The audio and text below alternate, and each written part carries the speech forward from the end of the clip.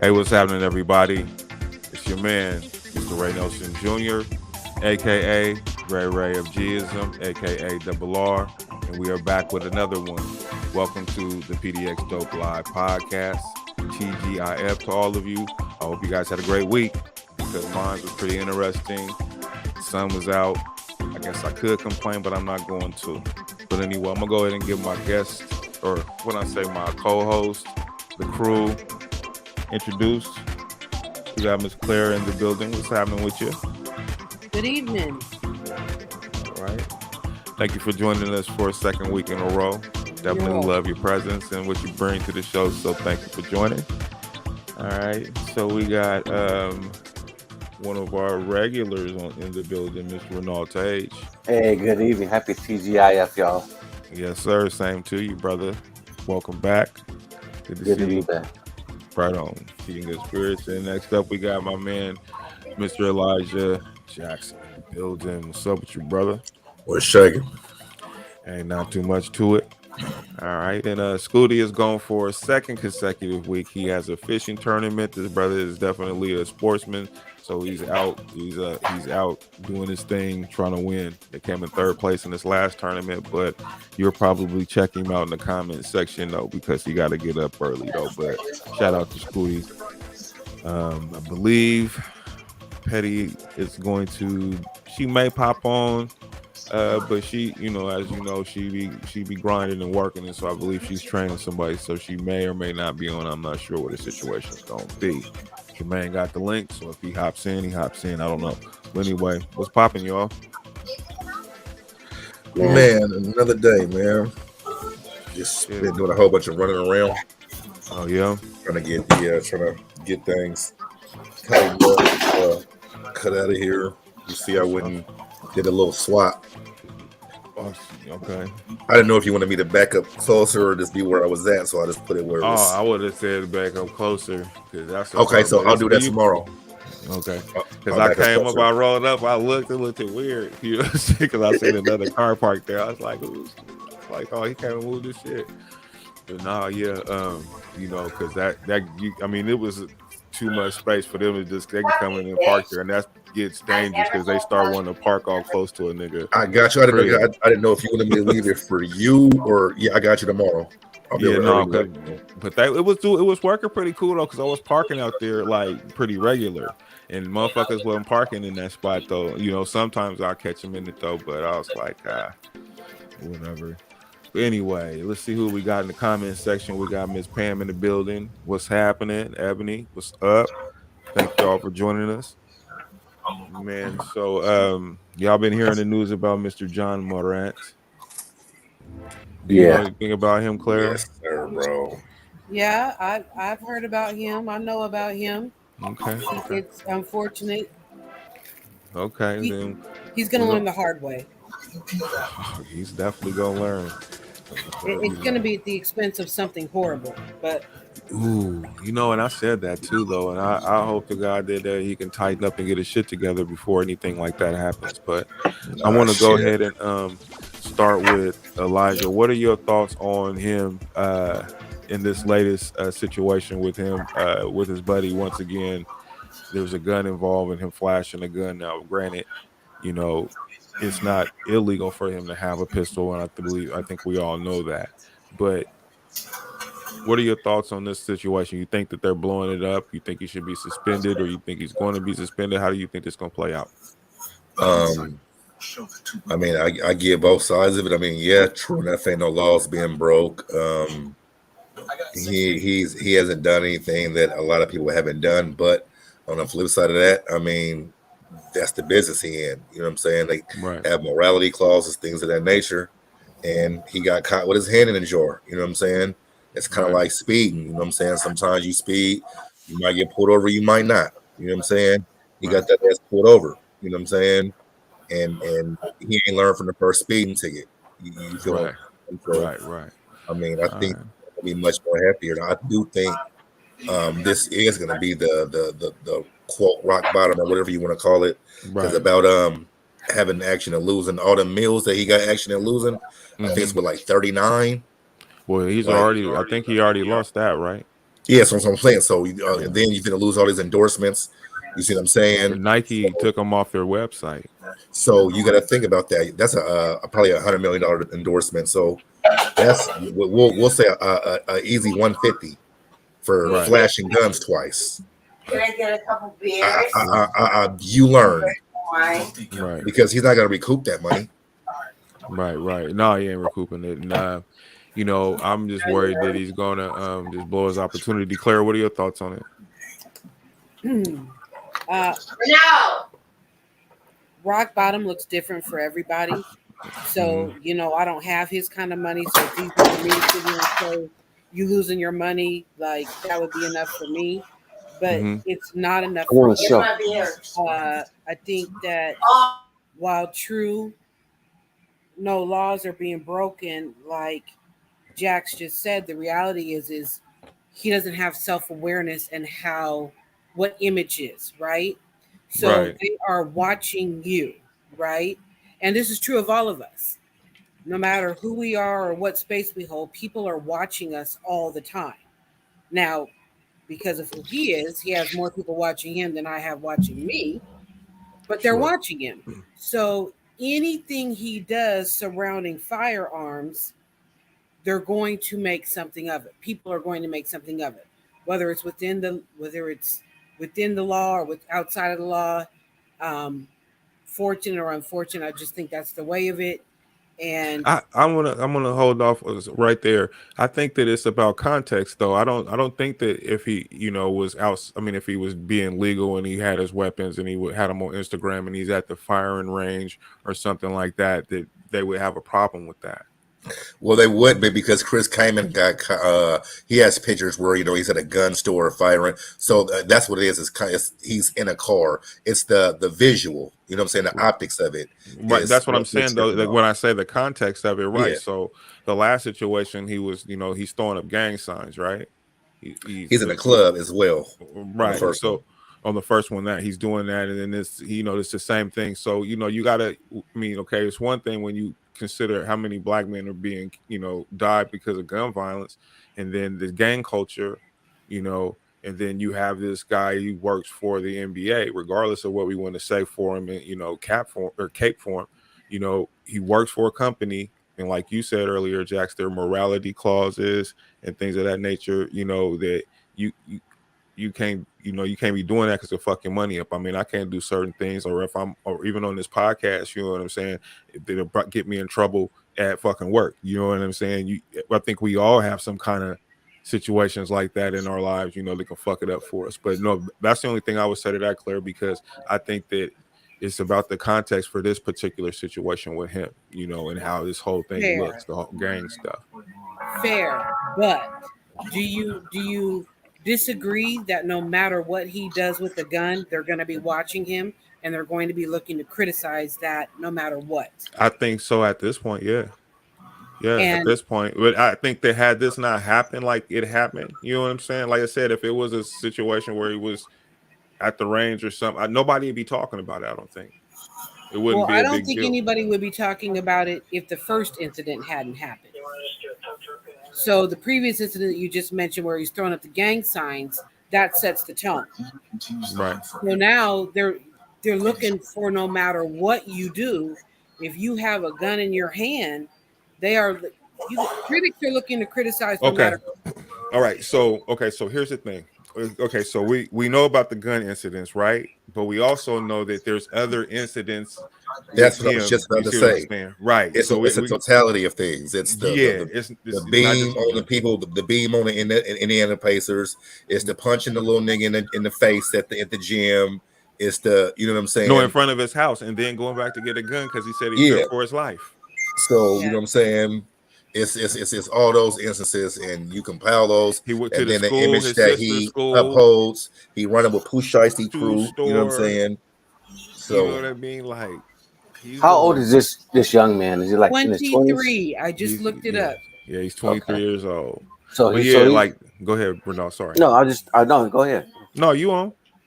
I was just thinking that, you know, he's just young in the mind and hanging around, like you said, the wrong type of crowd, which is fine, you know. But I agree. you're messing up millions and millions of dollars. Right, that part. I agree with you totally. Yeah, young people make a lot of bad mistakes, but you see, it's interesting with John Morant, at least from the optics. He has his parents, both of them there. You know what I mean? And it just seems like, you know, I wouldn't expect him to be making these type of decisions. Being, I mean, it would take this. I think he would talk. I thought that he would take the NBA more serious. Yeah, I mean, yes, like you said, it's just young and impressionable. I would think though that the cats that he's running with, I mean, well, the ones he's running with directly are in his age bracket, but they got some older OGs. You see where I'm coming from? That ran with the Zach Randolphs, that ran with the Dames. You see what I'm saying?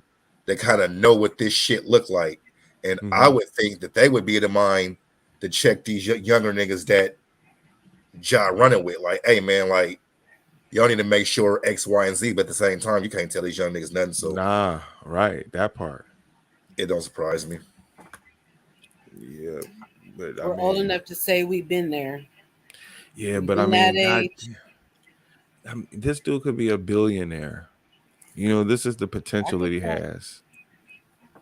This ain't because he got injured on the NBA court, which can happen at any time to any player. So right now you have your health and you have the opportunity to make this money. But I'm not saying you know, I mean, you live your life. If you want to be free, you don't, I mean, I'm going to be me. I'm going to express myself how I want to. And that's all fine and well, as long as you cool, bro. But I mean, you can't do that everywhere. But I'm just saying, you got an opportunity, generational wealth, and you doing this.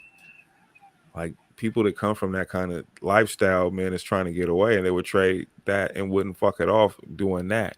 I mean, he gonna be all right, but he damn sure ain't gonna have the comfortability and money longevity that he could have had. You know what I'm saying? Or if he does, the road's gonna be a lot more harder. You know what I'm saying? I mean, just that 150 alone, that was enough for a few generations. You know what I'm saying? Yeah. You know, it's just like this though, man. It's like, I think he most definitely can change his. Oh yeah, he gonna. I'm pretty sure he gonna cut his hair and some more shit. He got to. I mean, I would, but I don't think, you know, I don't think that's too much of a big deal. But I just think that if he can tighten it up a little bit, you know, I think he got to kill that whole image, bro, because you got to think. You was just saying it yesterday, the little dreadhead niggas running around looking like Ja. Like, he has to change that whole image, bro. It's no different than going into court. You know what I'm saying? Right. Like, you're not finna go into court with the murder one braids, with the, you know what I'm saying? You finna cut that shit, shave up, throw a suit on, like, he got to do a whole 360, and he got to stay low, like, stay out they the way. shouldn't hear from him, period. Yeah, until it's time to come out. Well, I agree because but the thing is though, is him getting caught up in the streets behind, you know, some of the stuff he's portraying through his social media platforms. Now, we just got a chance to take a glimpse into what goes on that for him, and we've seen those pictures or images, but like him getting caught up, you know, getting into a situation where him or one of his friends are hurt or killed, you know, because he's bringing that type of energy with how he's moving, you know, and that's the part that's scary, because now you've already invoked, you know, you conjured up this energy. Well, I think that Memphis is going to kind of like how they did who was that in football? It wasn't Dez. It was somebody where they had, maybe it was Dez, where they had the security that had to be everywhere. Oh yeah, it was Dez. Right? Yeah. So you know what I'm saying? They might fuck around and do something like that. Like, if you know you want to continue, you're gonna have a curfew. You're gonna have to have this motherfucker with you. You know what I'm saying? A chaperone, essentially. Right. And that's just gonna be what it's gonna have to be. That wouldn't surprise me one bit. Yeah. I don't know. I just, you know, I don't know. And I mean, because he damn sure he's gonna lose a lot of game checks too. Ooh. It's gonna be no less. It's gonna be no less than 20 games. Ooh. if not a half season. Like, you know what I'm saying? They finna. Yeah, well, I guess it ain't about his money. It's about, now, of course, there's always the racial angle that get put into it and all of that. Ain't no fucking racial angle. I don't. Yeah. There's not one. Well, this is what they out there. I don't want to hear that shit. They didn't. It ain't like they dug this shit up. Like, you know what I'm saying? None of that. Like, you know what I'm saying? This is self-inflicted. He posted the video and his partner posted the other one, so they can throw that race shit out the window. You know what I'm saying? Now, I will say that had it been certain other more clean-cut players, it'd have been easier to excuse. But I mean, again, you got to think about history. You know what I'm saying? Or but you should already know that what they do, you know what I'm saying, now going to affect their future. So it's no different. He should already know that. And where is his dad and his mom? The mom is out here calling this nigga to come fight at the mall. How about that? Is that really true? Or his own mother said that? Yeah. I'm in altercation. This nigga's a multi-million-dollar nigga. She got a problem at the shoe store because a disagreement or some shit. She called her son and he come up there with like 9-10 goons. What I don't understand is why did he? I mean, I get the bravado of this is my mama, but I mean, your money long enough to where them 8 motherfuckers or 8, 9 people you came with, they wouldn't handled that. Right. Without seeing you going. Or perhaps go to a different store and get you some more better shoes. How about that? So I'm just saying, if that's what we was on and we were sending somebody to straighten it out. Pay for a shopper. You got options. Yes. I mean, like, what are we talking about here?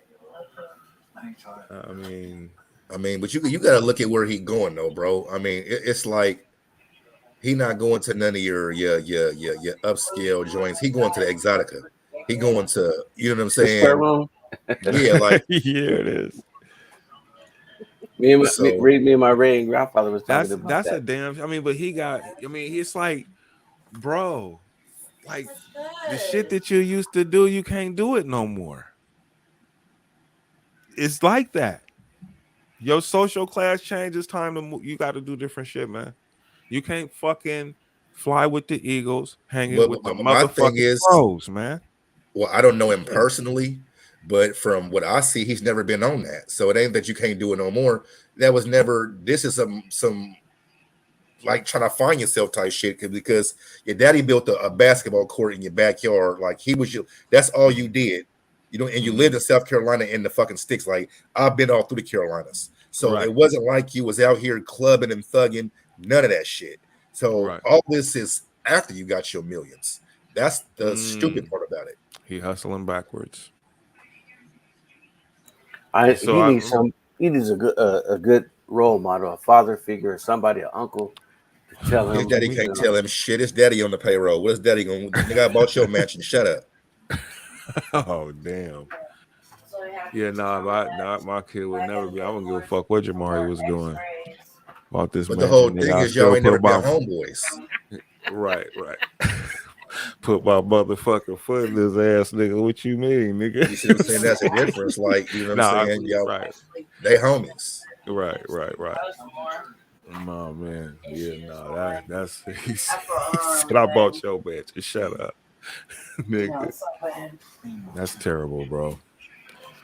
Well, but he tried to apologize. He said, "I know I've disappointed a lot of people who have supported me.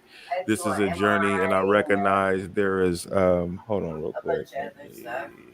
He said the same shit the first time, so nobody even thinks it's contrite now. Like copy paste is political. Yeah. It says, this is a journey, and I recognize there is more work to do. My words may not mean much right now, but I take full accountability for my actions. I'm committed to continuing to work on myself. If you know your words don't mean nothing, shut up. And John Morant, what is wrong, brother? I mean, the court of public opinion doesn't really matter. What matters is your employer, if you want to stay gainfully employed. Right. Your livelihood, your safety, your life, that of others. That's really the crux of it. And I'm pretty sure they don't want him talking. I'm pretty sure they telling him to shut the hell up and let the publicist handle it. That's what they have publicists for. Right. I would comment on that. Like, I'm pretty sure he didn't even write that speech. Somebody wrote it for him, told him what to say, and it probably was an AI. You type it in and they give you the response. Hey, well, you know what though? I don't want to say that he's that dumb. Anybody can write that. I mean, come on. You know, hey, Geneva's in the building. What's happening with you? Good evening. But seriously though, I mean, it's just a tweet, bro. he said this nigga John Morant got AI to write his. Yeah, I said it. I stand He by shouldn't that. be saying That's nothing. cool. Period. Yeah, exactly. They should listen to his team and like, don't say a motherfucking thing. Let me write this speech out for you. You say it. Right. He don't even need to say it. He has an agent for. Yeah, exactly. Oh man. He can speak on his behalf. Right. He speaks for his money on his behalf. Just like a lot of these stars or celebrities that we follow, maybe we don't, but they ain't interacting. Some are, but they ain't really. They got something like they got a publicist. They got somebody on their team, like Snoop Dogg has a woman that rolls his blunts. He got somebody to write. They got somebody to write for them. Oh, I mean, there's social media specialists and all that, of course. Oh, of course, yeah. They'll run the pages and all that kind of stuff. Yeah, that would probably be a pretty interesting job to maintain a superstar's social media page. Very lucrative, if you will. You think so? Oh yeah, they're getting paid top dollar for that. Oh well, yeah, because they might specialize in it. Yeah, well, and then you guys, and then with the Facebook and Instagram, you got the followers. Right. Yeah. I'm sure they use other software, when they be souping up the numbers. Nah. I'm sure they use that too. Probably. It's all in the algorithm. The algorithm or the algorithm? Algorithm. Excuse me, that's French. Oh, that French. Okay. Learn something new every day. So anyway, there's some Portland news in the Portland area. So there's a elementary school in Portland, canceled its Pride Fest Friday after social media agitation. Did anybody get a chance to see that or take a peek at that story that I sent? I briefed over it, and I was just like, Okay, so it says, what are your thoughts on that, Jax? Did you see that? Or maybe I didn't. Nope. Yeah. Okay. All right. Let me do this here.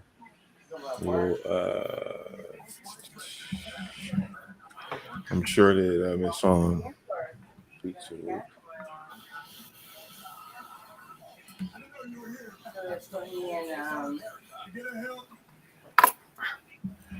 No. I'm gonna mute you, bro, until you talk. She sounds crazy in the background, bro. I laugh because I see how he moved the camera. Yeah, I know. He's been moving the camera. I'm sitting here like, I was like, well, let me go ahead and mute this shit for him real quick. He must not be paying attention. But I don't know. I can't find any. I don't think YouTube has this. It was in Willamette Week. Is where the story was in. Do you have? Man, leave them people alone. Well, it was at Atkins Atkins Elementary School. They were having this at. Is that appropriate? Well, I guess in today's day and time, it is, huh? Well, yeah, they get to be reindeers and ponies and all kind of shit. It says, they canceled the Pride Festival schedule for Friday after several conservative social media sites circulated word of the event, sparking administrative concerns about the protesters. And it says, given the fact that the event's guiding purpose has been overshadowed by a manufactured controversy and anti-queer bias, the event was canceled. So I don't even know. I just thought it would be an interesting story. I mean, this is happening at an elementary school. Should this be happening in the first place? Is this appropriate, or is it nowadays with the way things are? I don't know. I can't say.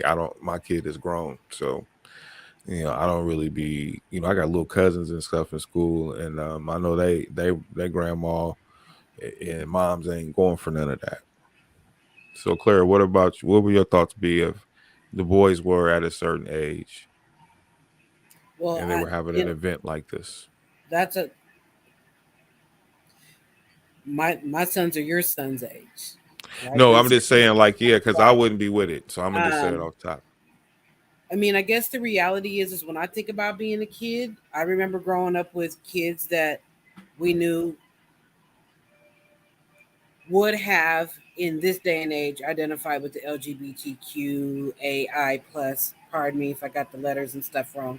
No offense intended, but I mean, but no, for real, went to school with them, right? So I don't I don't know what is and isn't appropriate. I'm not really going to speak on that, but what I do think is appropriate is canceling anything that leads to that jeopardizes the safety of students, and particularly elementary kids. So if you're going to host any kind of event and that event causes any kind of agitation, it draws agitation for any reason from adults, that puts children in a space where they're not safe. So to me, they were right for canceling that. These are elementary school kids, which makes them a million times more vulnerable than high school students. So my whole takeaway was, yeah, you probably were right for canceling the event.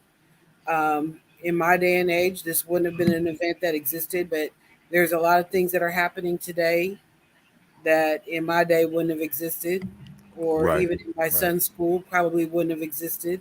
So, I mean, My question is, what was the motivation behind the event? Like, why? I mean, like she said, like, in everybody's generation, there's been people that would have or have identified, what I'm saying, with that community. And so what is the need to make a day or an event to highlight that is what I don't understand. Like, are we also going to make a heterosexual day? Are we going to make you see what I'm saying? Like, I don't understand what's the motivation behind it. What do we hope to get out of that by having such an event at our schools?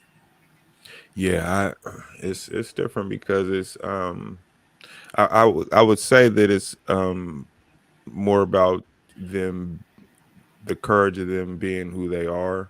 Yeah, I mean, being inclusive. I'm all for being inclusive, but that doesn't mean. No. I mean, yeah. I guess that, yeah, being inclusive. But I'm just saying that that's what they're celebrating, and so Pride Fest. This is what I'm thinking. I don't know, but I'm assuming that it's to celebrate that.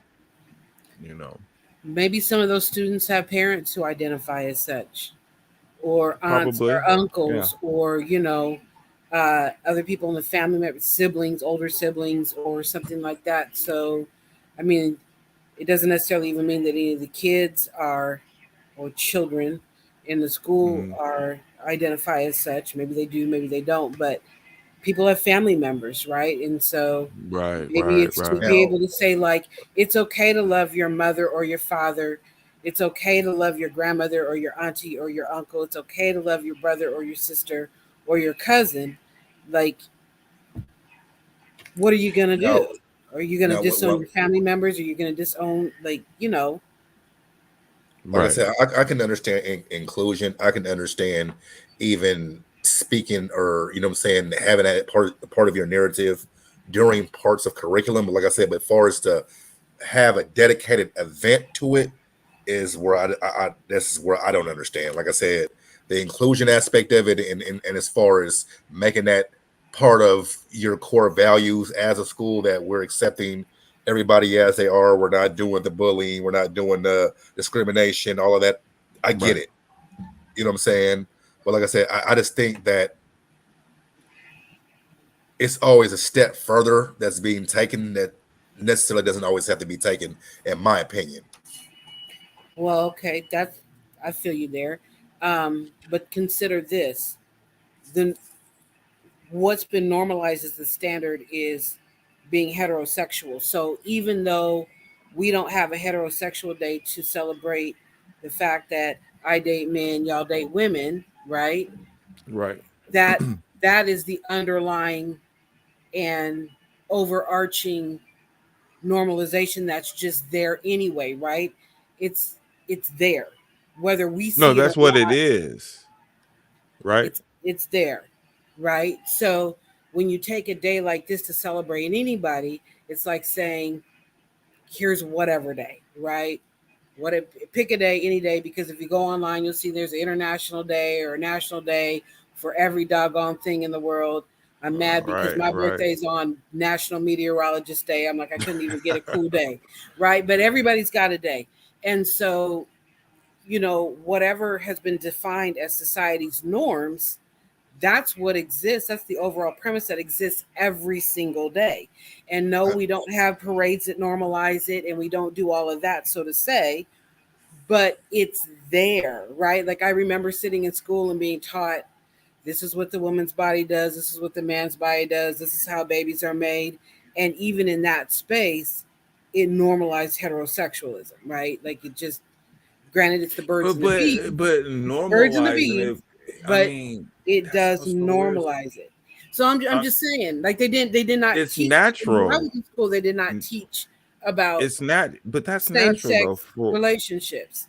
heterosexual. Isn't I'm not that? debating that. But my question would be this. Okay, I Uh, understand. This is at an elementary school, correct? It is an elementary school. Okay, yes, it's so elementary school. children like to be celebrated. Children like to have things about them, correct? So my thing is, if we're highlighting and having this LGBTQ day or whatever they're calling it, Pride Day, whatever they want to call it, I think pride, so yeah. the kids that aren't identifying as that, are they feeling that they're not being celebrated at this point? Or how about the even younger ones who want to be celebrated? So now, okay, well, if they're having a day, then I'm gay too. You see what I'm saying? Just so I can partake and participate and feel like I'm being celebrated. You see what I'm Maybe saying? maybe it's to teach them to accept their peers for who and what they are. I I think mean, it I don't needs know to Exactly. be. because I'm not at But the school. I didn't create the day. I'm not at the school, no, so but I what don't I'm know saying what's is, going aren't we on. supposed to be like that towards anybody and everybody, Right. right? So I don't We think are, that but it's the necessary. reality is we aren't as human beings. We're not as human I beings. mean, that's some. I mean, this thing is like you said, it's been around forever. It's not like this is a new thing. I mean, as far as discrimination, okay, that part of it, I totally understand. And that's not fair or cool or nothing like that. As far as being discriminated against. Now, outside of that, what do I care about what someone does in the bedroom? That's usually my position on it. I don't care what your proclivities or what your thing is or whatever means nothing to me. You know what I'm saying? I'm not gonna treat you a certain kind of way. I'm not, bragging to a motherfucker that, I'm into women or, what that type of shit. I'm heterosexual, man, and all that old shit. I'm not out here a hetero pride shirt, so it's like, why, then you got your shit on and it's, pride stuff and all that. And I'm like, okay, that's cool. But I don't give a shit about that. Because all Not you're only telling me that, is about what you if go you ahead. wore one to work, it'd be an HR conversation. Oh, I already know it would be. But if you wore a Pride T-shirt, you might get a whole bunch of hand claps. You see what I'm saying? Like, You're that's just brave. where we at. You're brave. And this is a safe space. So that's what happened. Oh man. But anyway, nah, I yeah, I don't know. I just don't understand. It's just like I said, I don't feel like those people should be treated, less than or nothing like that. Now, I mean, we can talk about this. It's a lot to unpack when you get into this conversation because then you also had a situation with um transgender women playing sports against biological women and how that's starting to turn out because now men is in the record books on both sides of the thing. They come in there crushing crushing the girls. Like, oh man. Yeah, man, it is what it is, bro. Yeah, it's not my fight. I don't have a problem. I don't, I work with people. I've worked with people, and I didn't never let none of that shit bother me in no way, Because no who how. cares? I don't. It's only a problem for me when people start trying to push their beliefs onto me or some shit like that because I don't do that to people. That's just that ain't my thing. I don't got no time for it. I'm not And gonna that's my argue. point. Let your beliefs be your beliefs. And like Claire said, like let your parents, you know what I'm saying, teach you about those things and acceptance and love. You know what I'm saying? Like I said, as far as the message of love yourself for who you are and all those things, you can push that agenda in school without having to, you know what I'm saying? You know what I'm saying? That could just be just something that you preach to all the kids regardless. Love yourself for who you are, accept yourself, and accept others. Right, but that's just humankind. I mean, you're supposed to already be doing that. You know what I'm saying? Like for real. But humans don't do that. I know. Mind your own motherfucking business. I agree. But I mean, you can still make it the narrative. Mm-hmm. Which is like you could still make it the narrative. Yeah, I mean that's no different than like having a mission statement at work. You know what I'm saying? Mm-hmm. I mean, we know that all employees don't adhere to said mission statement, but that's still the mission of this company. You know what I'm saying? So that could still be the mission of this school. Right. I can dig it. Oh, I'm still in there. Well, I'm ultimately about keeping the children safe. So if you're gonna have some adults coming up, doing what they do in this day and age at an elementary school.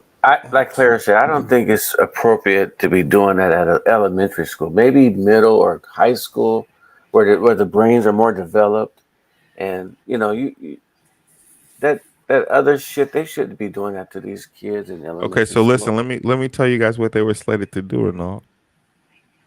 The festival was slated to include a drag story hour.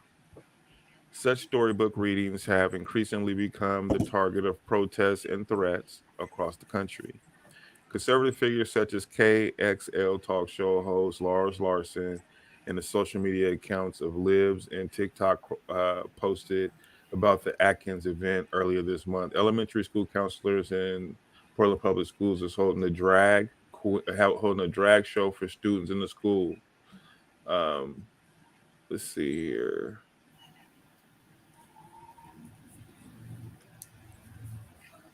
Man. Okay. Yeah, this is weird, man. I don't know, but that's what they was gonna be doing. So I don't know. Not my kid, not back in our heyday, or not in today's day. You're not going to school that day. I was going to say, for parents that don't like it, there's always that, Yeah. I if ain't that's gonna not what you protest. want your children to be a part of, then you don't send your children to school that day, I guess. Yeah, that's what I'd probably. As a parent, you always have, No, but then again, I mean, you can look at it a couple kind of ways. If you feel confident in raising, I mean, what you've instilled in your child, and you absolutely, go, that kind of thing. Well, back when I went to me and Ray went to MLK King School. I remember because I used to go to school with different ethnicities at King. But one family was a Jehovah's Witness.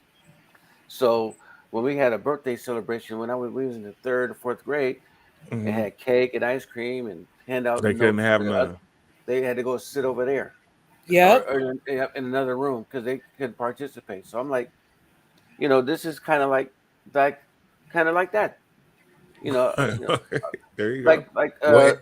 Like Jack said, if I feel out, do I feel left out because you're not celebrating me, or or should I join this team, or should I do that and this, that, and the other?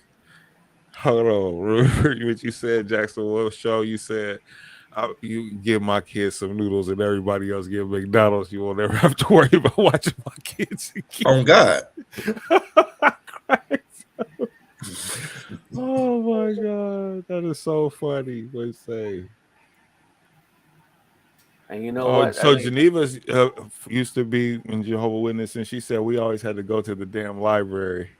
Yeah. She said the library. But what's crazy is nowadays, she also said it was embarrassing. She said it was embarrassing. Certain part of curriculums now, like as parents, like you can't just opt out of. Like I know someone who doesn't want their child participating in the swim lessons without her being there. You know what I'm saying? And they essentially try and tell her like she doesn't have a fucking choice to opt her child out of the swim portion of it unless she gets a note from the doctor. And I'm like, that's wild. Water's a safety issue. I mean, I'm all about the swimming, but I get parents being concerned about that. Water's and like her child's like, he's like what, 5, 6 maybe? She's like, no. That's no. And they like literally pushing back on this shit like, you can't just opt out. No. That's interesting. That's no, that's a trip. That's a trip though. But no, you make a kid though, so yeah, you send them. But so like Renal said, so they can just go into another room or go sit in the corner, nigga, while everybody have birthday cake. That's what's so cool? That's more torture. And if I'm a first grader, I'm a kindergartner, I'm gay too. And now. everybody understands why, right? People start understanding, and they start recognizing, oh, they're gonna get sent out the room. Right, but they want some cake too, though. Yeah, they want some religion cake. Ain't that deep for them. Listen, I went that deep for the kids, man. The kids they want some cake and ice cream too, man. And and to be with their friends and do what everybody else is doing. I went to school with Emery Bussey. Not to call anybody out, but his family was that way. I remember him. We went to King together, and he always had to sit out. He was like, "We're dog," and I would talk to him all the time after the event. He'd be like, "Man, I wanted to join in that stuff and have fun and have a little piece of ice cream and cake and say happy birthday to my friend." But that was his or his family's religion. Right. Yeah. Dang. Yeah, that sucks. But see, the difference is that was his family's beliefs, and so whatever his family's wishes was respected. You see what I'm saying? Yeah. Like now, it ain't none of that shit. It's like this is how it is. This is how we rocking, and listen, if you don't like it, take your kid out. Well, homeschool's on the rise. Well, around the holidays, yeah. Well, COVID gave him a chance to see how that shit gonna work, and for those that was like, you know what, we doing this, and then their son is like, I can't wait to get your motherfucking ass back into the school, so they can just, it's like a babysitter for some parents, public schools, or they can't, it just don't work out like that with every family. We know that, but homeschooling. That's a whole skill set. What's that? Oh, it's homeschooling. Homeschooling, yeah. Mm-hmm. Yeah, you have to have the fortitude to be able to do that. Yeah. And the time and the schedule and so dad got to be making, or he's got to be one of those traditional families where dad making the money, or mom and dad got some kind of money, and somebody, or they can hire somebody to homeschool. They got it like that. I mean, I don't even know how that even works. I think I probably should even look that up. What, with homeschooling? Yeah, like the whole setup. I mean, you get the curriculum from the school. I think Don was kind of breaking it down. Yep. She was talking about that. You get the curriculum. They send you the curriculum and all the lessons, all that other stuff. Yeah, right. And then you got to turn in the work though, right? Well, it's an online program. My kids are part of it as well, but they go to a school setting, but their school's online. So sometimes, like my daughter, like when she's with her mom, like she schools at home because whatever. But so it's an online curriculum. They have teachers. They have a principal. All the grades are accredited, and they all the assignments are turned in online, and then they also do state testing. So they do all those type of things. Right. They do their iReady diagnostics and all that kind of stuff. So, but again, like as far as just making sure it's stick, that's on the parents. You know what I'm saying? Right. And making sure that the kids are actually actively engaging in it and doing what they're supposed to do. Right. So would you think that the earlier the better, so that the kid gets used to it, or do they need to be kind of a little older, middle school or something? For the homeschool thing? Yeah. That depends on, to be honest with you, it's more about the parent than it is the kid, in my opinion. Okay. Like, you know what I'm saying? If you have a parent that is on it, you know what I'm saying, just as said teacher would be, then it could be effective. Right. But if not, you know what I'm saying, then it could be detrimental, especially if you let them get into a lot of bad habits, you know what I'm saying, and then try to send them to a school. Like, Right. so like I said, the parent is a huge importance on that, because essentially they're the learning coach. Yeah, for me, it would seem like, and I don't know, but it would seem like you would send him to school setting early on so that he can, or she can, kind of understand a school setting and how that structure works. And so then when they're old enough and they've done that for a couple of years and gotten used to that, then transition to homeschool. As far as the habits and stuff, I think, I don't know. That's probably the way I would probably do it. Be like, I but then think they'd be that's a like, good idea. Yeah. or they'll be like, "No, my friends." Yeah. Yeah. But you make a good point, Ray. I feel that. Am I still on the minute? No, Yeah. yeah. Get them a little experience around other people, and so they can be socialized. And Right. then if the parent, and if they're a good parent, uh, know knowledge of things that they want to teach their kid, he or she, whatever, or that they. You got to Oh, be inclusive. yeah, You got to be inclusive. Inclusive. Gotcha. exactly. Yeah.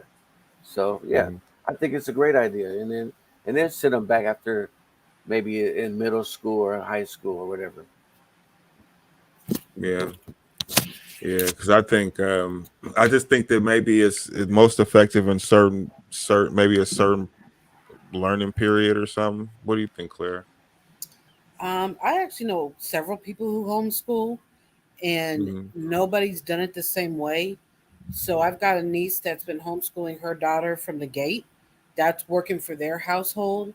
I've got another set of friends who the mom homeschools the kids. They've got twins. The mom homeschools them, but their kids started off going to public school, and I Hmm. think they hit about fourth grade, and they were like they didn't like what was happening in the schools. They didn't Right. agree with Public schools. necessarily some of the curriculum, and so they pulled the kids out. And uh, what's interesting about that particular family is, sure they follow whatever the homeschool curriculum is, but they do additional things like the mom has a sibling who is a scientist, and so well is actually a meteorologist, and so they use weather as a huge point of learning for science. Um, Right. they do things like they go to the coast um, Hmm. to go to school, right? To go study things there, and so they Oh, make damn. that work that ways. Um, so I don't know.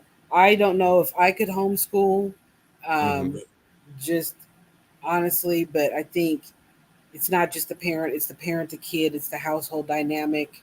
Yeah. Um, and what I do think is that our schools are failing, and I applaud all parents who have the ability to pull their kids out of the schools um, to do what they feel is best for their kids. Like I hats off to every single parent that does that, that figures out how to do that. Yeah, I Ultimately, don't know if I could. I don't know if I could do it. I mean, yeah, maybe. I mean, I could. I could. I would force myself to do it. I'm what pretty would be red-handed. nice? Oh, I'm sorry. I'll probably be learning too. Shit. Well, learning, but like, what if you had a group of like 5 households, and you agreed on what you wanted the children to learn, and each household took a day to teach, right? So Mhm. one day they're at my house, I teach reading and writing and spelling. Right. And then that's Mondays. And then Tuesdays they're at your household, Ray, and the focus is on um, it could be Social whatever studies. entertainment. Well, that's whatever it I is. say And social it's studies.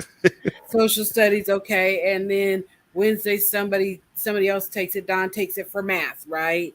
Hmm. Thursday they go to Jack's. It's physical education and sports.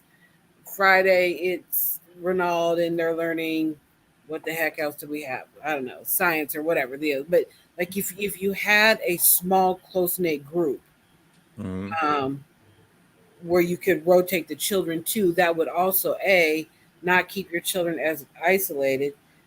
Well, I mean there is that too, Hold else. on. She says, "Well, Some who people wants to be do. around kids 24/7?" Well, listen, but you're getting the break. You're only doing it one day or once. Was it But then once? your children also would have that social interaction with other kids, right? Right, Maybe it's right. just their cousins, right? Maybe it's not, friends, or maybe it's the next door neighbors. You know what I mean? Like, who knows? Maybe you live in a community where you're on the same page. Who knows? Yeah, I think we want to be around our kids. The problem is putting them out there and them influences, them outside influences, because kids they're impressionable and then they start Yeah. talking shit and talking back. Then they know more than you know what I'm saying? And they start bucking up to you. You know what I mean? But Listening that to their friends or to see their friends cuss their parents out and come home and want to try to cuss you out. I mean, my son ain't never tried none of this stuff though, but I've yeah, heard that wasn't stories. happening over here. I was gonna say, I mean, my sons went to public schools and they already knew that's not how it was getting down. I had He's no issues.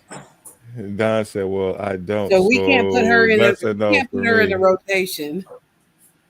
They're going to your house to learn Oh health yeah, Don, you the math teacher, so yup, they going, or yeah, health. She could teach health since she does the medical. yeah, yeah. There you go. We got it all lined up.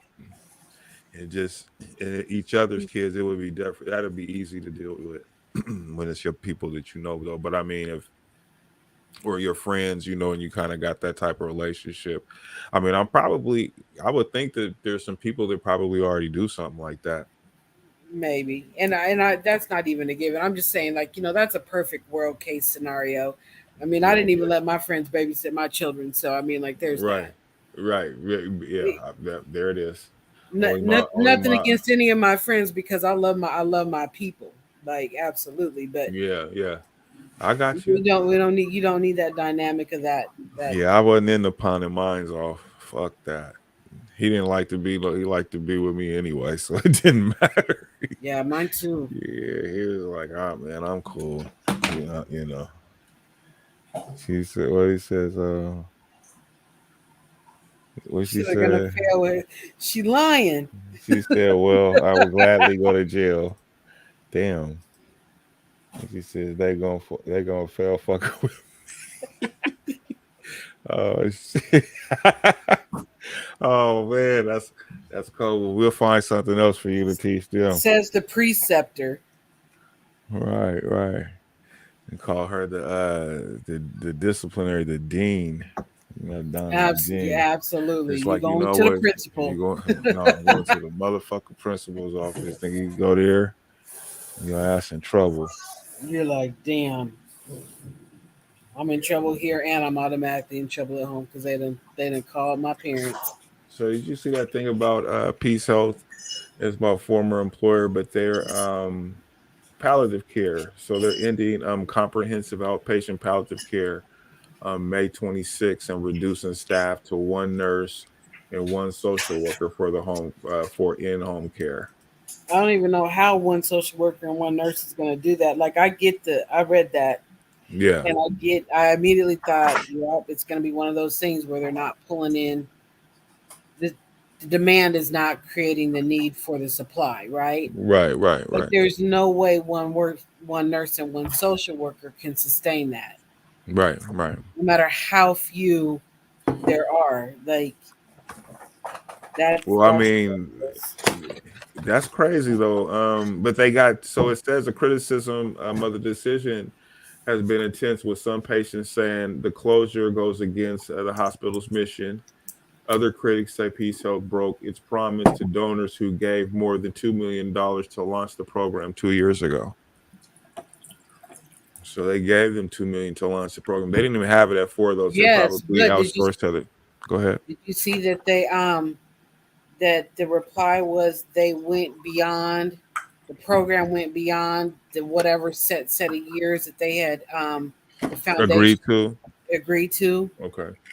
I think it was 5 years. They either went 5 years beyond or they went beyond the 5 years. There's something about Okay. 5 years in there, but they went beyond whatever that time frame was. So I guess that's their Oh, justification. But so they made a so they said Brian Stewart, system vice president for the home and community division, said in a May 16th statement that the program wasn't financially feasible.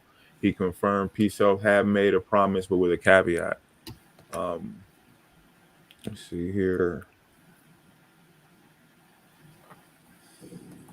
The foundation was clear with the donors, and so basically they're just saying that nah, we was clear at the onset. You knew it was going to happen. I mean, so what'd you say? Oh no, that was just I was telling you I just bought this new waist holster, but the one that wrap around, I don't like the way it fit. I'll bring it to you tomorrow. Oh, okay. Yeah, I gave Jermaine one a holster, a belly band holster. Yes, yeah, the wrap around like look like the little that's what I yeah, you can just throw your shit over it. Yeah, I gotta give me another one, but I gave him. I'll bring you one tomorrow. I don't like the way this one fit. Yeah, well, yeah, because those is pretty cool, man. You don't like it? I'm gonna order up. It's cool though. Hold on. That's what I'll be wearing with my sweats when I don't wear a belt. I could just wrap it around, got the Velcro. Put my heat. Man, that's cool. My shirt. It's this one right here. Yeah, that's the one. Yep, that's pretty much the same. What's it? The same one, yeah. I mean, it should tuck it good. Bro, you just did the same thing the basketball player did. You know, I don't play the NBA. Yeah. And that wasn't the same thing. Yeah, I know. I'm just fucking with him. Yeah, I mean, one thing if he was chucking up the set, nigga, it's like just shit. Man. So palliative care, though. So I think that. So they just basically don't want to be in this business of doing that, I guess.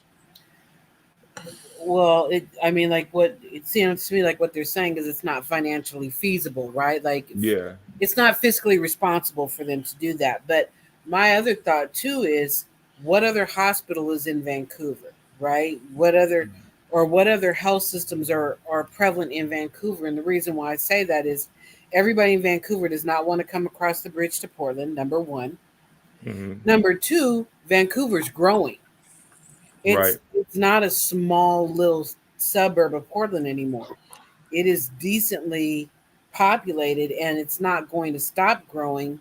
And it's now at a point where it's basically merged with, Orchard used to be a whole separate area. No, not anymore. It's merged with that. Camas flows right into it. Washougal coming right behind it. And so, as any healthcare provider, and Peace Health is the big one over there, right? Like, I mean, right. It's the only hospital over there. It just seems like there's people in Vancouver that have cancer, and I just say cancer because number one, I work with cancer patients. I have for years, and I know that many of them access palliative care. Cancer doesn't discriminate; it's everywhere. And then there's some people was talking about the comment section, like they said the palliative care program was a total joke, no help to us, and hooked us up with a crackpot doctor, terrible and pointless. Oh, well, maybe they need to revamp the program then. Yeah. I don't know. Maybe they probably just took the money and tried to figure it out as they went. I get that.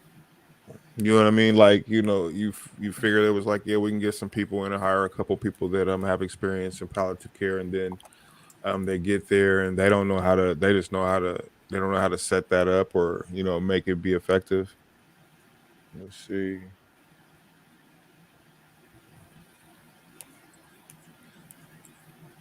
Let's just say here. It says there is Legacy Health in Vancouver, but outside of that, Peace Health is the main health system. Okay, I forgot that Legacy do have some business out there. Oh. Yeah. Oh, I don't know how it's supposed to work. That's what we. I don't get it. But yeah, I mean, then you have us. We just got the clinics, and we moving over into Portland. We got like 3 or 4 locations now in Oregon, from the east side all the way down into Northwest Portland. Yep. The Legacy doesn't have a hospital over there, so, but they do have that presence. They don't have it at Salmon Creek? The Salmon Creek and actual hospital. No, that's what I'm asking. It's right across from. We have a building right across the street from them. But I thought it was a hospital. But it could be clinics. I don't know. Ray, you work I for think it's Keystone? outpatient clinics. No, I work for Vancouver Clinic. Oh, okay. Yeah, they do it in Salmon Creek. Yeah, they have one in Salmon Creek. Yeah. So that's you have Southwest St. Peace Health Southwest, and then you have the one up there. It's a hospital and a clinic. Yeah. Because we have a clinic right across the street from, or just like it looked like they connected. Like somebody's finna absorb the other one. That's what it looked like. They're gonna end up having to just they're gonna end up, I think, in the next 10 years, all of those are gonna become a conglomerate. All of those area hospitals that they have right now out there. I think that's what they're gonna end up moving to service that area, because of the way our plan is, we have clinics in enough locations to where it's in a 1 mile radius of Vancouver residents, and all the clinics to where they're the way we have them. And so that's what I think is going to happen in the next 10 years. It's all going to be one thing. I don't know what they're going to call it though, to cover all of Vancouver, Southwest Washington. Anyway, shit, what y'all got going on tomorrow? Man, listen, I ain't doing nothing. Oh yeah. You ain't gonna be at breakfast, I take it. I'm gonna try to make it. I got to make a decision within 2 hours. Oh, got you. Well, first of all, I still have no wheels. Right, you ain't got no rental. Well, you know what? I was upset because I was told I could have the car as much as 30 days initially. But since they totaled the car, that falls in a different insurance category. So I only got it for 3 days. I got the car on Wednesday and returned it just today before 5. And then since they totaled the car, they cashed me out. Oh, so you don't want to spend the money To get another car, I can't buy a car within a day. I haven't got no money yet. Oh, got you. Yeah. You got to go to work on Monday? Exactly. So I'm gonna have to call my grandfather anyway to borrow his SUV, because you can't drive 3 cars. But yeah, you'll be all right. I'll be all right. See if they go get that new joint. Right. Shit, I'm going on a walk tomorrow morning with our. Go ahead. I'm scared to drive. I can't even drive down Columbia no more. Did you take your beat out the car? He said, yeah. It's in the garage right now. He said he took all that out of it. You got to go to the outright audio and get rewired. That's all I got to pay for is rewiring and installation. That's it. Well, that's a good thing. I couldn't take the tweets and the door speakers on front and back, because that was they said yeah. Mm-hmm. But I got all my amps, the deck, and the box, so I ain't mad. Oh, anyway, you mad? Yeah. Oh, you're mad. I'm big mad. Yeah. No, we're doing a heart and stroke walk tomorrow. What's what time and what location? Oh, it's over in downtown Vancouver, Washington. Okay. And we raising money. But yeah, I'm gonna be doing that. It's like 2 courses, like a 1 mile and a 3 mile course or whatever. So I got a bag full of t-shirts and all this stuff for our team. That's your probably watch, going to right? be fun. It's gonna be interesting. You got Have your you ever watch done on any of to those track your walks? steps. No, I haven't. This is actually the first one for me. I haven't done Heart and Stroke, but I did race. I've done Race for the Cure, and Okay. the amount of energy is incredible Right, at those right. things. So I would imagine the Heart and Stroke walk is the same thing. Alzheimer's, March for a Dime, whatever it is. I Yeah, imagine the same thing. It's the vibe is so impactful. Um, it's like you feel like you're at the place. You're at the it spot. You know. right, right. So that's why I said it's probably going to be fun. Yeah, well, we start walking at 9. I gotta be there at I gotta be there at 7 though. But That's It's not tomorrow bad. morning. no, it ain't about. I mean, I usually be up anyway at that time. Regular work schedule. So I ain't tripping. And this is tomorrow, Olin. Yeah, it's tomorrow. Yeah, tomorrow. Good for you. Yeah, yeah. You got This your will be watch on interesting. to track your steps. Right. Yep, get your 10,000. I'm hitting Yeah, the get. pool in the morning. Yeah, I'm gonna try to hit them up. I don't know. I'm gonna probably end up doing because after I leave that, I'm going straight to the gym. So then I'll get my cardio done while I'm out there. Yep, you'll Take have your cardio in, get your weights in. and then I'll relax into the fight, Devin Haney and Lomachenko fight tomorrow. And then after that, supposed to be going to a birthday party, but I don't know if I'm gonna have the energy for that. Kind of old, but we'll see. I can never. What time? What'd you say? What time? No, the birthday party is only like a couple hours, so it's not like a late night thing. What So, time? 9 to I think it's like Too late. 9 to It's 12. too late. What time did Devin Haney fight on? That comes on at like 6, 7. So if the Because the prelims. if the fight go till 9, then you'll make it. But if it don't, and there's a gap between the fight ending and time to go to the party, not happening. He's saying you're falling asleep. This nigga act like he know me. What you talking about? First of all, you're gonna be I mean, drinking. laid up on the smoking. couch, just I'll shut it down in a minute. I'll be fully dressed in a whole fly outfit, nigga, and be like, you know what, fuck that, I ain't going nowhere.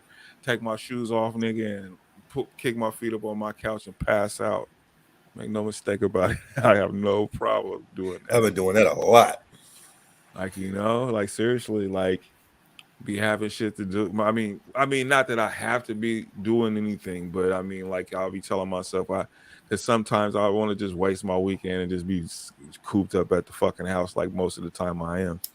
And so then, I'll figure it out. I'm like, oh, yeah, I'm gonna go do this, and half the time I won't even go. I'll just go to the fucking want to go to the spare room and have a drink, or two, and then come back home. I won't even do that. I'll be fully dressed. It's like, fuck it. And we'll go to sleep for the whole night. Straight the fuck up. Yes, indeed. So y'all heard about Tupac is getting a street name in California. Is that special? No. No, but they got Mac Dre and all them over there, so why not give him a spot? Even though he's not from Oakland originally, but he says, quote unquote, this is where he got his game from. Yeah. So it's gonna be in Oakland. Yes. Mm-hmm. He lived on a street there. He lived in Marin City, like he did. No, he did, Yeah. but when he was recording Apocalypse, I believe, With the they Digital say you read Underground, the article when he was recording one of his albums, he lived on a street in Oakland. Yeah, Like so the late Tupac Shakur will have a stretch of an Oakland street renamed for him after a unanimous vote by City Council on Tuesday. Shakur was born in Harlem and later lived in Baltimore, Maryland, and in Marin City, California, but credited Oakland as the location where he got his game and launched his career, according to legislation authorization commemorative street renaming. It says a stretch of MacArthur Boulevard by Lake Marriott, where Shakur once lived, will keep its existing name, but also receive the additional honorary name of Tupac Shakur Way. Commemorative plaques and signs signaling the change will be paid for by the Tupac Shakur Foundation. Oh, that's pretty cool. Just Oakland honored others with street names, including Black Panther Party co-founder Huey P. Newton and rapper and record producer Too Short. All Yeah, right. right on. All eyes on me. I looked at 1,200 times greatest of all time. Bruce Yeah. Chisman Band. Right on, Pac. Go down the Pac way. I mean, his life, especially the last years of his life, was surrounded with so much controversy. Yeah. He's been passed away for so many years that those who either weren't familiar with him, I mean, like, other than like we know who he is, but right, weren't followers of him, the younger generation, and maybe even those who were critical of him, he's been gone long enough that people are able to take a step back and look at his life and view him differently than when he was living. And I think that that's a wonderful thing. Before he started playing that role. Yeah. I just think that it's, I don't really want to say he's getting the respect that he deserves. I don't think that's really how I want to say that, but I think people are able to look at him in a different light. To see the important part of Pac, I think. Yeah, and understand that, like, oh, wait a minute, like this image that we had of him wasn't really the majority of who or what he was. No, because that's not what made me listen to him. A whole person. None of that shit that he was doing with Death Row or none of that. I mean, I liked a lot of it. Don't get me wrong, but that's not. Have y'all watched that Dear Mama? Absolutely. Yeah. Oh, you should watch the whole thing. I haven't seen it. I just haven't got a chance to finish it. Is that on Netflix? Where is it at? Hulu. It's on Hulu. Okay. You can go to Soap today and watch that shit. What up, Bruce in the building? Subscription or nothing. I know. That's where I did. That's what I did. Did you finish it, Jax? Actually, no. I watched, and then, like, how many episodes is it? 5, only 5. So I've watched 3 of them. Okay, what's up? Bruce is in the building. It's like all eyes on me. It says I looped it 1,200 times. The greatest of all time. Yeah. Nobody had what he had. That's what I'm saying, though. A lot of that he had. That's the part that a lot of people miss when it comes to him. Like the Me Against the World album. That was a great piece of work from him. That was his best work to me. You know what I mean? Like, that was like an album, like a real. That one I like the Don Illuminati 7 Day Theory album. I thought that was cool. But which one? Apocalypse? No, Tupacalypse. Yeah, that's the one I bought. I was at Oregon State. I bought it at the bookstore. And that's the one I used to bump in my Green Machine all the time. Yeah. I was trying to tell people about the Green Machine. Yeah. Oh my goodness. Ronald, don't make me feel like I'm older young than black male. Hey, we up there. That's all. I would encourage you, all 3 of you, to finish watching it. Watch that in its entirety, because by the time they got to the end, all I could say was, "Damn, they did that, and they did a wonderful job with that." But I'd be curious to hear your thoughts on it, because that was just my take on it. By the time it wrapped up, it was so good. So no, but from what I started watching of it, I was like, okay, but then it was acting kind of weird. I believe I might have been at work too, though, so I got that split focus thing. I can't get into it like I want to, but it was something that I want to sit down and watch. Yeah, I watch I'll be watching 5 hours, binge it, be done with it. So you was on Hulu on your phone watching that at your desk? Boop. I do. Yeah. Or on the computer. I do. Sure. I do too.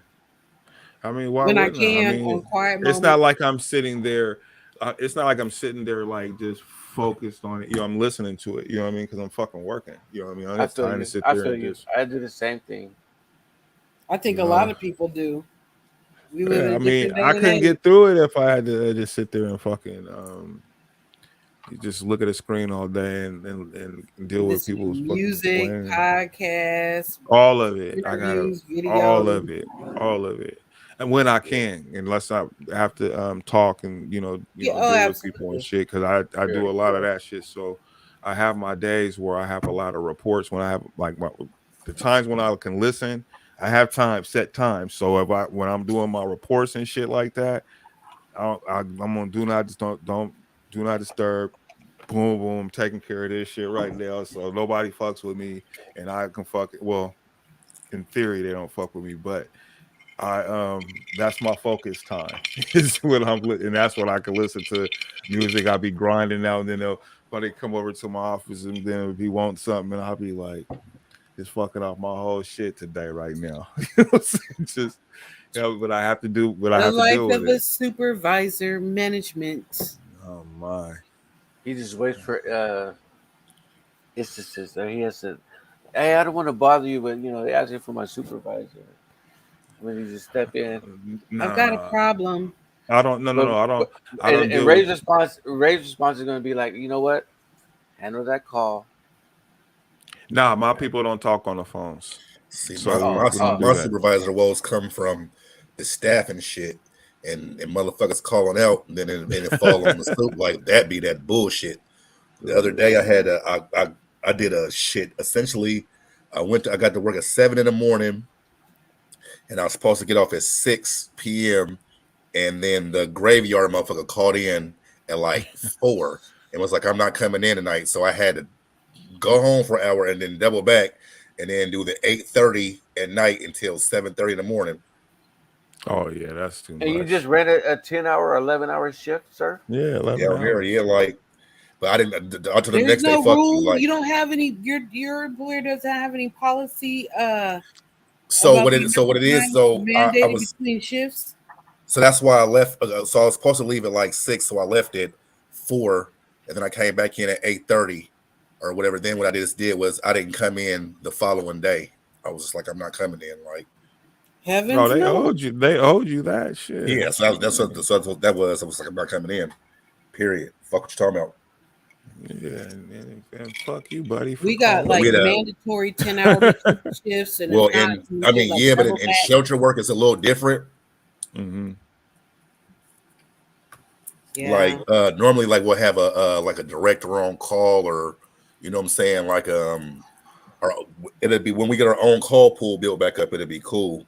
Mm-hmm. But like I said, it don't happen all the time. But it'd be like the one-off times where you can't get in touch with nobody, and it's just like, I mean, I could have made waves and shit, you know what I'm saying, and but I was just like, fuck it. You know what I'm saying, when this thugged it out real quick and was just like, Man, the next time. it'd be the drama, bro. It'd be the drama that that comes with the politics. That shit is. I mean, it's stressful. I tell Stressful as fuck. motherfuckers all the time when they get the talking that shit, well, motherfucker, you want my position? They be like, nah, I ain't think so. Yeah, no, it ain't. Like, you motherfuckers get to work and go home, and that's that. Exactly. So, like, I'm responsible for you motherfuckers. Shit. Hey man, I got a pretty solid team though, so I don't really Yeah, have my team too cool. I many just got to get problems. it built all the way back up. I just got to get one more higher, Mhm. and I'll be cool. Yep, that's what I'm right now. I just interviewed 2 candidates, and I gotta pretty much make a decision on one of them. But they they're a more mature group, so I don't have no real like knuckleheads or nothing. Now I've had them in the past, but this current group that I'm dealing with, um, But I they think I'm just solid. going to promote one of our night people because he wanted a day shift, and then I'll just have to hire somebody for nights. But the nights is easy because they ain't got to do shit. They ain't got to do no case management or nothing. They just there. No, just chilling. Yep. Just be there monitoring. Yeah. Be there with your computer and your Netflix or whatever. Like, Focus. shit, they Just get focus. what, $27.50 an hour to sit there and watch movies. Yeah, or be online or whatever they do. Hey, so I did put a story on here I want to talk about kind of quickly because I'm gonna go ahead and end this pretty soon because I got to get up in the morning for the walk. But the Vanport was the 75th anniversary of the Vanport flood. Did you take a look at that, Clara? Absolutely, and that should be highly publicized, and that should be recognized. That's history. It's local history. It's American history. It's Black history. It's all that. Yeah, It largely impacted the way this city ended up growing, um, and of course, led to one of the many forced migrations and gentrifications of the Black community here in the Portland area. But it's important to understand that, and we still have people alive who lived through that. My Aunt Shirley Um, is one of those people. and that's She important. was a little bitty girl when that happened, and my grandmother and grandfather, they lived in that city when it happened. And my grandmother, from the stories I've heard, she had just got her new furniture for her place. You know, her and my She was grandfather, mad. and then the flood happened and all that stuff. And what I also heard is a lot more people died than was reported in that flood. Um, Yeah, 15 seems a little slim.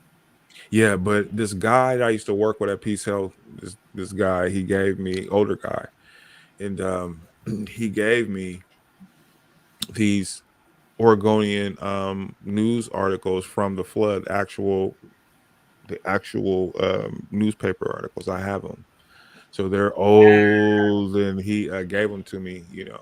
Whatever. I was having a conversation with him, and we were talking about the flood. And I was kind of sharing with him what I just shared with you guys. And then came back to work the next day, and then he gave them to me in his pack, and I just looked at him, and it was like, I'm talking about, I still have them, and I want to put them, like frame them up, but it has all these articles, and I read them, and all that kind of stuff. But it's really interesting how they used to write, but just all the images and the pictures that I have from that. But he was a cool cat, man. He used to bring me like books on success and building. He gave me, like, when I was talking to him about you know dealing with people at work in terms of conflicting with people that you had to work with, right? And so then he gave me the book called a Team of Rivals. It's about Abe Lincoln and his cabinet, and how his cabinet, they weren't really for him. They wasn't really getting, but how he had to use each and every one of them and work with them to be successful in, what he was trying to do. You know what I mean? And being able to work with people you have conflict with, that you're forced to work with or whatever. But it's an interesting book, though. I have it right there on my shelf, but Did you finish it? it's kind of long, so no, I didn't finish it all. Okay, But I mean, it was I read a lot of it, so I'm just enough to fair be enough. able to surmise what I just told you. But it's it. I mean, it's pretty dope though. It's pretty dope, You should But laminate those articles before you frame them, so yeah, that yeah. sometimes when things have been in a frame too long, they stick to the glass and get funny like that. But Oh maybe if yeah. you laminated them first, and that would help preserve them, if that makes sense. Hmm. Hmm. I do this to my Yeah. grandmother's recipes. You laminated them. Yeah, because she No. wrote everything on a little book and she never let nobody see the book. Oh, you got to And she don't. laminate. If it's in pencil or Yeah, pen, it's gonna start it wearing. exactly. Yeah, Yeah. but No.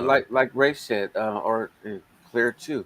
Um, not only is this Black history or American history, it's Ray's history and my family's history. My grandmother lived in Vanport, and Hmm. and Big Mama and all them. They was over there. They came from the south, try to work, Right. and then they got as you know, we got flooded out, It was and after then the war was over. yeah, and then they moved Yeah. us in that one little section of the Northeast on Grand Street. My grandmother was there. Waleed's family was up there. The Bussies was down the Nah, it block. was actually, Right? like, so after it happened, like my uncle Ricky, Pat, and Shirley, I think they were all little during that time, and say they had to stay, and they had them in these like concentration camps, bro. Yeah. Like these setups. Goose Hollow was one of them, Soviet Island, and a couple other spots around Portland, and that's where they were. My parents, I mean, my Yeah. Yeah. dad's parents were first. Now my mom's mom, it was a little bit different because they weren't. I don't believe that they were in there. They was in this always in the city. My great grandmother was always in this area or whatever, or at Okay. least from Yeah. what I know. And I could be wrong with that, but she was owning shit. But then when they came out here, yeah, they were over there, and then they moved over. There was Blandina. I want to say they lived on Blandina, then it was a house. They moved further, and then it was a 1025. But it was a couple of spots in between. Yeah. You know, after but they were on. My uncle said Goose Hollow. Now I have to ask my aunt Shirley. She's the oldest, so she would know better. But that's where they had to stay first until they get situated and all of that or whatever. Yeah. Yeah. Yeah. Even if you ever watch OPB Channel 10, Yeah. my grandmother and grandfather was in that little documentary, how they had the Vanport and how they got washed out and had to move, Right. relocate everybody else, and all that good stuff. Oh shit. But yeah. Oh yeah, they lived on Grand. Yeah. Yep, and they was in a Jet magazine. Remember Jet? Yeah, good times. Oh yeah, I'll take all the pictures, beauties of the week. Yeah, the middle page. You looking at it, boop, and then they had the hit list afterwards, right? Remember that? All the top songs, the top 20 songs, or rap. Oh yeah. Yeah. You remember No, that? the jet charts. Yeah, they had their charts. Yeah, I used to read all them. We just dated ourselves. They don't even know nothing about that. That was the dopest shit ever. I used to love the jet. You could read the article, all that shit. All that. I used to be real interested. And if I'm not mistaken, they may even had a little. No, that wasn't the TV guy. The TV guy came separate. No, I like the TV guy too. I was totally into the TV guy, nigga. I was into the TV guy, bro. Yeah. Young. Yeah. I remember my mom used to get mad when she couldn't find the motherfucker. Right. Yeah, she was hot about that. Because she would always call my name when the TV guy was missing, nigga, because she knew I was fucking with the TV guy all the time, bro. I'm looking for my shit when it's coming on. Fuck with your Dallas and all that, whatever the fuck. Yeah, my grandparents, they was like that too. They was like, this Who shot JR and shit, nigga. That was a big deal. Who shot JR?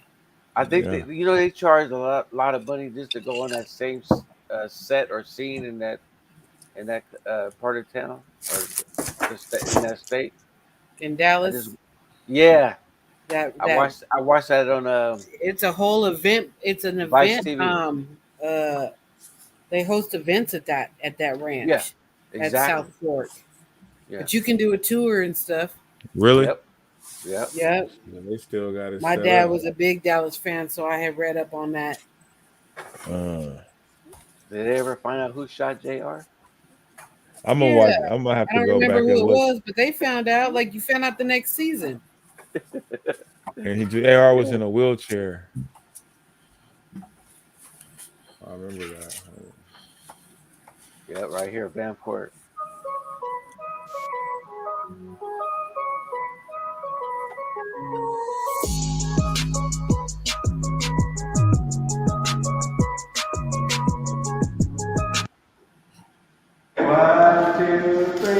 Capturing a moment along a timeline 75 years long. Scroll back to 1948 and you'll see these faces when they belonged to young children, some just toddlers. I was just 2.5 when the flood came. When the Vanport flood washed away their homes and wiped out their community. Vanport is just, I think it's just something we have to never forget. And yet, so many have. Janice Okamoto was 6 when her family fled that Memorial Day. A railroad dike had just failed, releasing torrents of Columbia River water. The flood leveled rows and rows of homes. At least 15 people lost their lives. 18,000 others lost everything else. I didn't know we were poor, but we couldn't afford housing anyplace else but government housing. Vanport was the nation's largest housing project, designed as temporary wartime housing. 72,000 people came here from around the country to work in the Kaiser shipyards. There weren't enough homes, so the government built Vanport. After the war, about 20,000 remained. They couldn't afford or simply weren't allowed to live in parts of Portland because they were Black, a form of discrimination known as redlining. Vanport is a classic example of people working together for a common cause. O.B. Hill was also 6 when the flood destroyed his home. We were outside playing, and a policeman came by and advised us that the dike had broken. So we ran upstairs and told our mother. O.B.'s daughter is grateful for the stories and lessons her family is passing down. It's very important for people to know the history of what happened, and just the fact that we have been historically moved around and pocketed. This is a story that's not told, it's not written enough. Laura Loforti directs the Vanport Mosaic Festival, an effort to keep the history of Vanport alive. And we call this memory activism, which is really the act of remembering as an act of resistance. So we feel that often stories, uncomfortable and complex stories like the Vanport stories, are intentionally forgotten. Has anybody really on this done the day at research? Portland State University, a new installation commemorating the flood, its survivors, and their stories. It's in the Vanport building, a nod to the university's first name, the Vanport Extension Center. It was built for 220 students who lived in Vanport. If you didn't know that, these survivors and their kids hope you'll learn even more. Because we haven't forgotten. The Vanport Mosaic Festival runs through May 29th. Today's event was the first of several planned through Memorial Day. We'll post a link on kgw.com where you can find a full schedule and learn more about this part of Portland history. Brittany.